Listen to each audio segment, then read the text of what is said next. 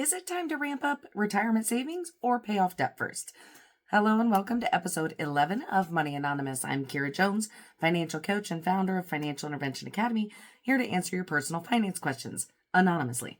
And now on to today's question. My husband and I recently paid off all credit cards and other random loans, about $30,000. The only debt we have now is our house, $230,000, my truck, $60,000, his car, $40,000, and our RV, $25,000. We have $4,000 in our emergency fund. He just got a new job that pays way more than what he was making.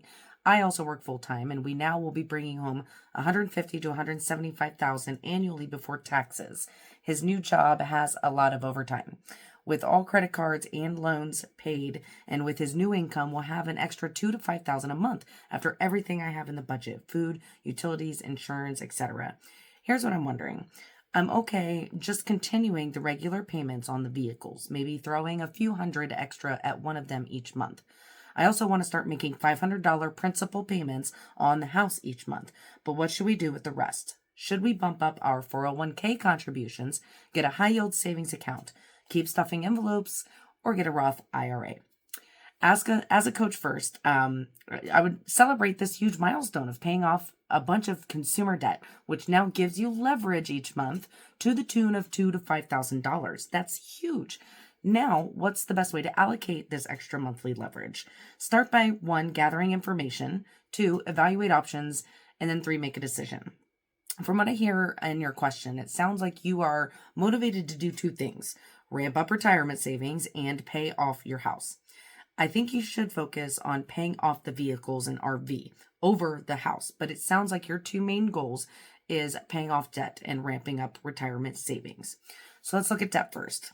Considering you have 3 depreciating assets left to pay off, I would first ask a bunch of questions to see why you want to pay off the house, an appreciating asset, over 3 depreciating assets, the car, truck, and the RV.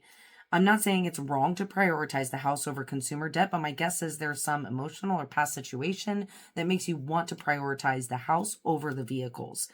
So I would encourage you to play out several potential outcomes and look at them from all angles: actual dollar cost, but also the physical and mental cost.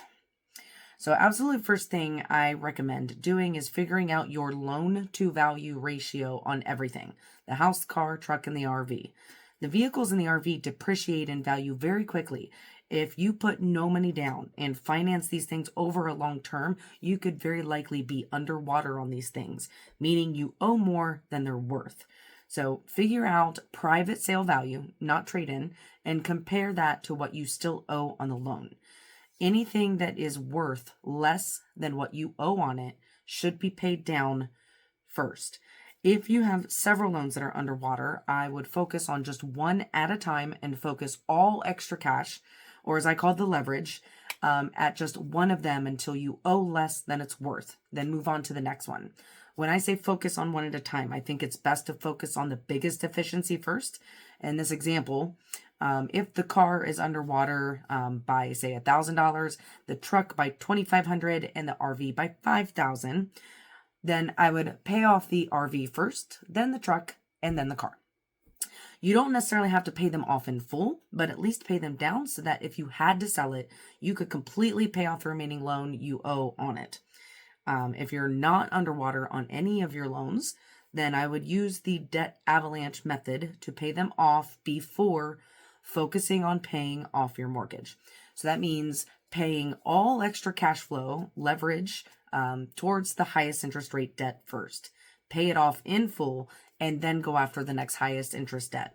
So best case scenario, you have $5,000 a month in leverage. You can have all 3 vehicles, car, truck, RV, paid off in less than 2 years. I don't know your monthly payments on all 3 to give you a more precise time frame, but you can do that by plugging in your numbers into a payoff calculator. You just need your balance, interest rate, and your monthly payment amount. So then add your monthly vehicle payments on top of your $5,000 a month in leverage money and see how long it would take you to pay off your mortgage. This can be added into the calculator to play with the numbers. You could see how long it would take if you were super focused and aggressive at paying down debt, and you could see how long it would take if you just throw a modest amount of leverage at your monthly debt so that you can do other things like live and save for retirement.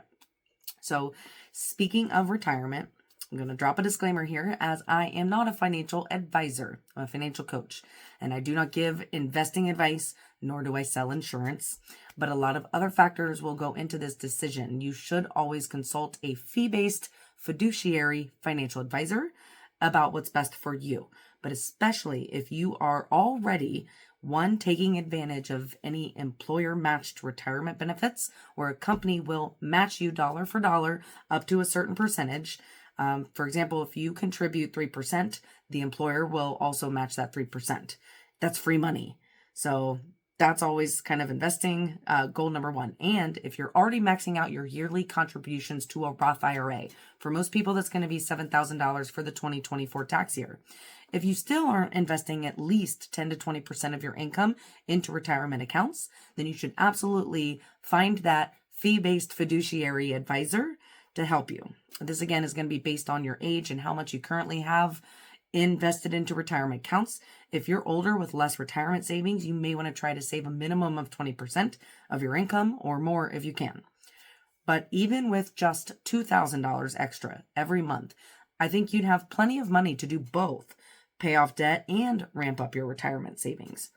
If you and your spouse both spent $584 a month each to your Roth IRA accounts, you would still have $800 a month to pay down debt. And that's going off the conservative amount of just $2,000 extra each month. So anything beyond $2,000 is just more and more money to throw at the debt. So I would say, so long as you have a minimum of 6 months emergency funds saved up, and you are still saving for other non-monthly expenses like car maintenance, insurance, home repairs, even a vacation, whatever you're setting aside for, then use all of your extra funds above and beyond that to start paying off these vehicles as soon as possible. And it's probably time to find that financial advisor to help with retirement side of things. I personally like low fee, low cost index funds, and you can easily do that as well as a Roth IRA on your own at places like Vanguard, Fidelity, and Charles Schwab. But no matter where you go, you want to make sure that the advisor you work with is a fiduciary. And that just means that by law, they have to put your interests above their own. And someone said, someone that is paid through fees, not as a percentage of assets under management. No percentages. You want to pay a fee for their service. A really great resource I want to highlight is the Financial Order of Operations by the Money Guy. That's moneyguy.com/resources. You can find that on their website. You can find them on YouTube. There's actually 2 guys. What I love about their process is that they break out debt by high interest and low interest. So now, depending on who you talk to, high interest could be anything over 5% interest. And I've heard others cite 6% or higher is considered high interest rate. But if you're not upside down on any of your loans, then you could just work through these using the debt avalanche method, paying the highest interest rate to lowest interest rate. And that would still follow the financial order of operations. But they also help answer the question of how much to invest in when. So as you can see here, step 2 is take advantage of any employer match. Step 5 is when to start funding a Roth and HSA. Step 6 is when you might need help from a financial advisor so that you can max out all retirement options.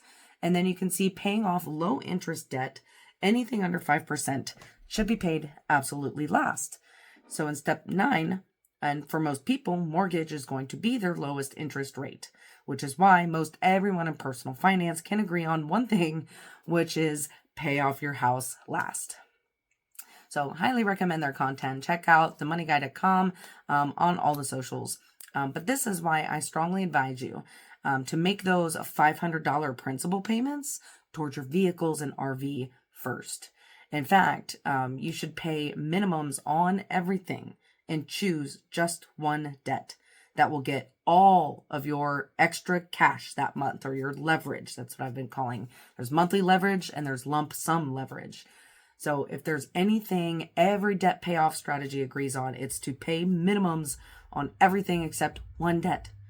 And I agree for monthly cash flow, for the monthly leverage. But when you get that windfall leverage, like that large lump sums of cash, tax returns, bonuses, etc., use those funds to attack high interest rate and high balance debts. I'm going to get into this later. It's what I'm calling the debt blizzard. But for normally monthly cash flow leverage, pick just one from this list and just stick with it till it's paid off. Here's a list of the ways we've covered to attack debt. With all your extra monthly cash flow or leverage, pay minimums on everything, but pick just one debt to throw all extra cash. Debt snowball is paying smallest balance to largest balance. Debt avalanche is the highest interest to lowest interest. Robert Kiyosaki's the highest monthly payment to the lowest monthly payment. Kelsey Dickey suggests paying the most stressful debt first. And then my suggestion, pay the one that has the worst loan to value ratio. Especially if you are upside down on any loans, it's so very important that those get paid down as soon as possible. So to do a wrap up here, do a loan to value ratio on all your property, house, car, truck, and RV. Prioritize paying down any upside down loans. Choose just one debt to tackle and pay it in full before moving to the next. I'd highly suggest leaving your house until last to pay off. And I think you should at least be maxing out a Roth IRA every year at a minimum, but don't start this until you are no longer underwater on any loans. But of course, find that fee-based fiduciary financial advisor to help you figure out if you are behind or ahead in your retirement goals. All right, folks, that's it for episode 11. If you would like to submit a question to be answered on a future episode, please fill out the anonymous Google form. The link is in the description below. And we'll see you next week for episode 12 of Money Anonymous, where I talk about what to do when you can no longer afford your car payment. And I feel like there's so many people that are going to be interested in that one. Disclaimer time. Every situation is unique and there's never just one right answer to questions about personal finance. Everything I discuss in today's video is meant for education and informational purposes only and should not be taken as financial advice. Even in today's scenario, I'm missing very important information and details that I would also figure out and discuss with the client before giving them a range of options so that they are fully informed about their situation and their options to decide what's right for them. All right. Thanks for tuning in, guys. We'll see you next week.